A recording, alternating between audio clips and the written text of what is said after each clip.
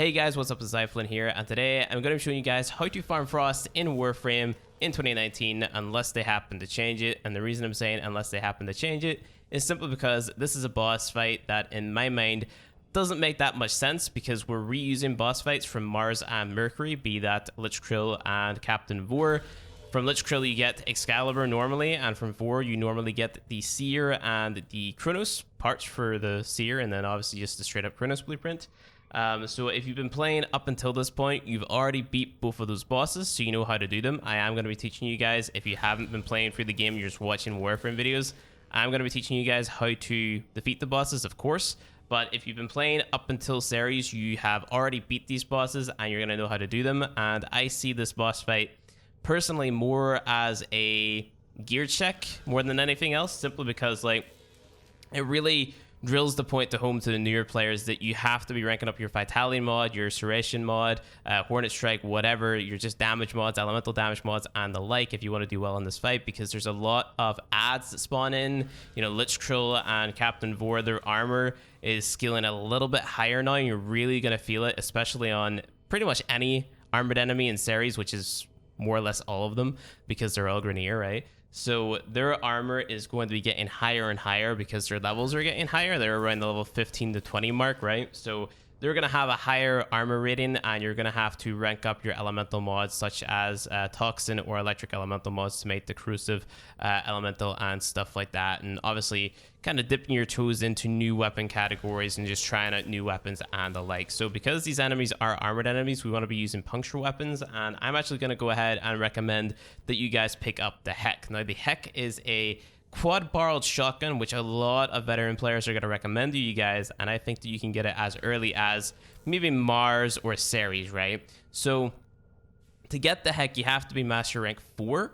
So what you want to do is you want to get all of the weapons from your arsenal, which you can purchase just for credits, right? So that's stuff like the Lado, the MK1 Kunai, the MK1 Paris, the Bratton, the MK1 Bratton, the Strun, the MK1 Strun, the MK1 Bow, and all that type of stuff, right? Obviously get the Chronos, get the Seer, and rank those up as well. And whenever you get all of those, level them from 0 to 30, right? You should be at master rank 4, and if not, halfway through that, which is going to allow you to craft the Heck. Now, the crafting requirements for the Heck aren't too hefty. I would say the one thing that you're going to struggle with the most is the Neuros for it, which you can get from Everest on Earth. So whenever it comes to modding the Heck, I'm going to show you point blank elemental damage mods, just like the previous how to get videos. It's just your damage mod, elemental damage mods, and then that is you good to go. Doesn't really start to change until we get to the likes of Jupiter, I want to say, which is our next planet. So that's whenever you'd be throwing on a little bit more, maybe another elemental or something like that. But you can up your damage a little bit more if you were to throw on a third element here, obviously. So you can go corrosive and fire, corrosive and cold. It's really down to you. Most players will recommend corrosive and fire, but point blank on here for our damage, contagious spread for toxin, charge shell for electricity, if you happen to have these mods. If not, the next best thing you can do is your radiation damage, right? So that'd be incendiary coat and a charge shell, rather than contagious spread and charge shell, right? That gives you your radiation. And either one of those damage setups is going to give you 75% bonus damage versus different types of armor. So your radiation damage would be 75% versus bombards, and then your corrosive damage is 75% bonus versus the heavy gunners and the likes. Now, the reason that people recommend corrosive is because the corrosive status effect is going to strip away 25% of the enemy's total armor, right? So you run corrosive, you get corrosive procs on the bad guys that you're shooting at, and then you know, you're just decreasing their armor value, making them take more damage overall, which is really, really good. So 9 times out of 10, it's going to be more beneficial to use corrosive over radiation, unless you're, you know, trying to get the armor value super low through other means, such as shattering impact, but that's a more endgame tactic, right? You use a weapon that's high in impact. Shattering impact is a mod that whenever you have an impact proc, there's a chance for you to strip away a little bit of the enemy's armor, right? So you get the armor value as low as possible, and then you shoot at the alloyed armor enemy with a radiation gun, and then that way, because the armor value is very, very low, then you're going to be dealing more damage, because, you know, that sort of damage reduction value that the enemy would be getting from that high armor value is lowered, right? If that makes any sense. And then your radiation damage bonus outweighs that in a sense. So that's just kind of a I guess, a quick summary on how that works. Not super in-depth or super detailed. There's just way more depth and detail to it than that. But that's a quick summary, I guess. But yeah, corrosive damage, point blank, contagious spread charge shell for your corrosive. And then I'm using the Lex secondary. This is another one of the secondaries which you can buy just for credits, 50,000 credits to pick this up. Really, really good. Hornet Strike, which is flawed on mine. And then my corrosive combo, Pathogen Rounds and Convulsion. Probably won't have Pathogen Rounds, so you can swap Pathogen Rounds out for your heated charge, right? Make your radiation damage. That's totally fine as well. Pathogen Rounds you're going to get from Anti-MOAs, which you start to see them, I would say, in Jupiter. So maybe if you haven't started to farm Frost, then you might have Pathogen Rounds, and you could get Pathogen Rounds to make this a little bit easier on yourself. But again, if you don't have it, then radiation does just fine as well. And then moving on to our Scanna, if I can stay in my arsenal. There we go. We've got my pressure point, which is just my melee damage. Fury for my attack speed. Shocking Touch for electric damage. Fever Strike for toxin damage. You probably have this. Your, what's it called over here? Your stance mod doesn't matter, so don't worry too much about that. Moving into the Warframe mods, same as we were using in the previous episodes. I've got my Energy Siphon Aura on here. It doesn't match Aura mods you get from Nightwave. I'll show you that in a second. But Vitality, our defense mod, Redirection, our shield capacity mod. These are going to be the two most important mods, I would say, in this fight, because there's going to be a lot of adds, and these adds are going to be dealing a lot of damage to you. So like I said, this is more like a gear check to make sure that you as a newer player are ranking up your mods and, you know, not just thinking you can go for the entire game with low level mods, because you definitely need to level those up. That's how you kind of progress your Warframe and make them more powerful, and then same goes with your weapons. Of course, leveling your Warframe up is going to increase their stats, right, up to a certain point. Once you hit level 30, your Warframe stats are kind of set in stone, and that's as high as they're going to go without the usage of mods, right? So Vitality, Redirection, you got any more health mods, if you're struggling to stay alive, use those. And if you're still struggling to stay alive with your Vitality mod and ranking up, pick up Rhino. I've got a video on how to get Rhino. It should be in the playlist that you're watching right now. So if you can get the playlist up for that, then go ahead, check out how to get Rhino. It's going to be a lot easier than this fight that we're jumping into. Continuity for our power duration, Intensify for our strength, Streamline for our efficiency, Flow for our energy maximum or maximum energy. Other way around. Good job, me. But yeah, the mod that I would say is more important out of all the power mods is your Streamline, and then Energy Siphon is on here, our Aura mod, just so I can regen energy. But of course, you may not have this. So to get that, what you want to be doing is these challenges on the Nightwave vendor. So Nightwave is up here. Do these challenges, right? And then get these things called Wolf credits. So do these challenges to progress up the ranks. And the more you progress up the ranks, you'll get Wolf credits. Use your Wolf credits to buy Aura mods. If you go ahead and scroll down, today we have Cruise Projection. That's a really, really good one. I would recommend picking that up because that's going to take away 30% of the enemy's armor, which is great. And we also have EMP Aura here, which reduced accuracy. Lit Detector minimap shows lit crates, which is good if you're struggling to find the, what's it called? The thingamajig, the Cephalon Fragment, and then Speed Holster, which is just swapping your weapons out. You can use this on Mesa if you want, and then there's a bunch of other stuff as well, which you can go ahead and pick up, like working reactors and working kilos. Those are pretty important too. But let's talk a little bit more about getting Frost. Go to your market, go to the top left-hand corner, type in Frost, click on Frost, top right-hand corner, this little blue credit symbol, press that. You can see we need Frost Rear Optics, Frost Chassis, Frost Systems, Oricon Cell, purchase the blueprint, 25,000 credits, go ahead and do that. It'll be added to your Foundry. So if you back out of this, go down to your Foundry, click on your Warframe tab, and then type in Frost in the top left-hand corner. You can see that we need the Frost Rear Optics, Chassis, and Systems. I've already got all of them, but I'm going to show you how to get them, right? So we got to farm out the blueprints so that we can craft them in our Foundry. Go to your navigation, go to Ceres, Exton Ceres. If there's an outbreak happening on it, pick regular mission because the outbreak is going to give you nicks. That'll probably be the next how to farm video. Spawn into the mission. Now this one is going to take a little bit longer than usual because, like I said, you're going up against two bosses which we've already fought. So make your way to the arena as fast as possible. The arena is always going to look the same.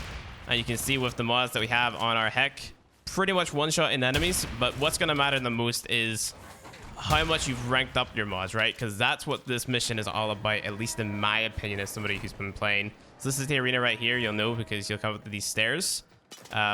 rank up your mods. You know, go to your mod station, use endo, use credits. If you're lacking in credits, do dark sector defense missions, do 5 waves, then back out. Go ahead and reload because you only have 4 shots in the magazine.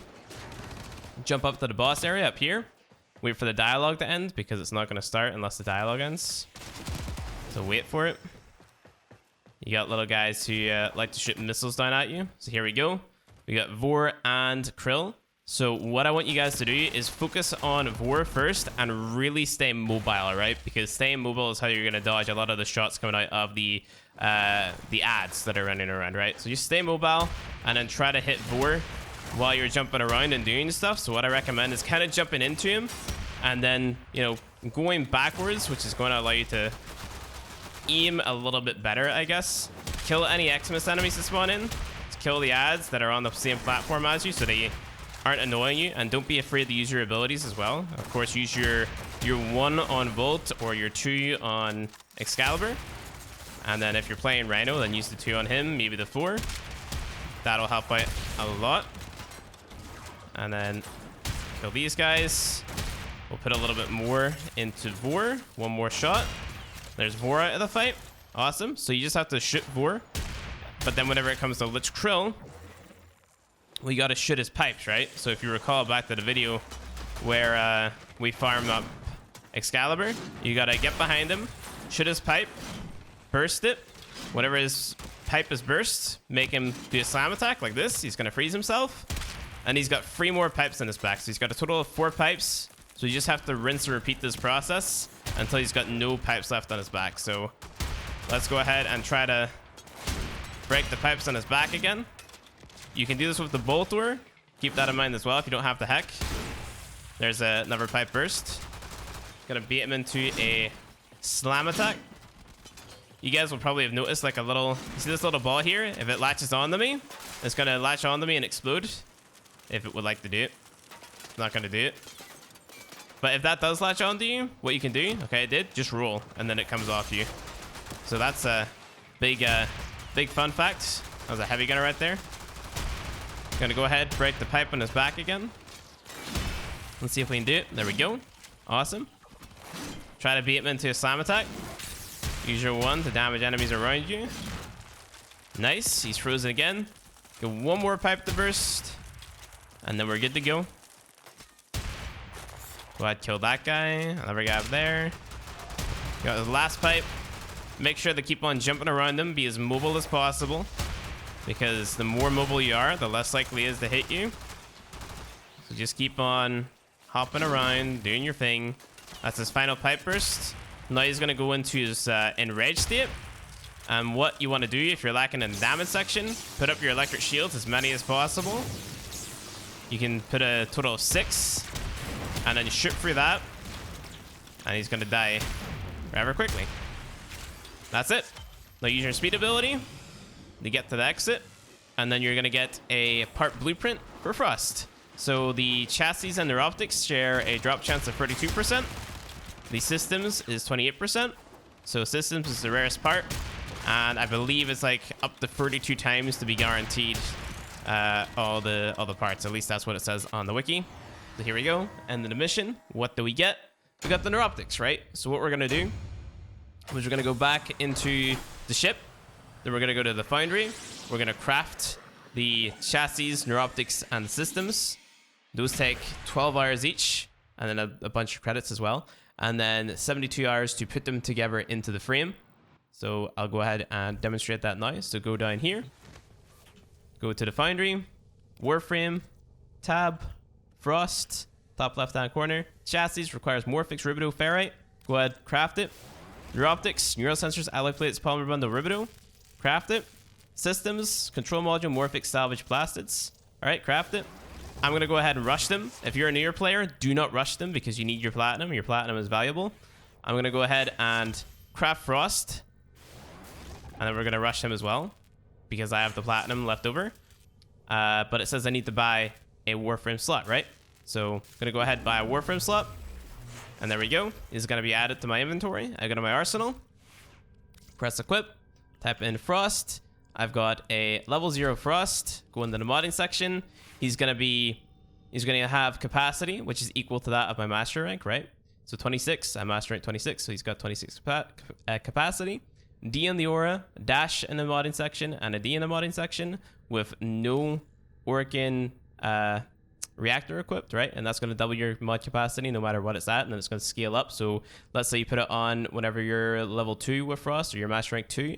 So that's going to double it to 4, and then whenever you rank up to 3, it's going to double it to 6, and it's just going to stay on there permanently and keep on going up until level 30, and then double it to 60. So definitely worth having one of those on. And then of course you can forma whenever you do get to level 30 and add on more polarities and stuff like that. Now, one comment I did see in the last how to get video is you guys wanted to know how to source the resources for these warframes.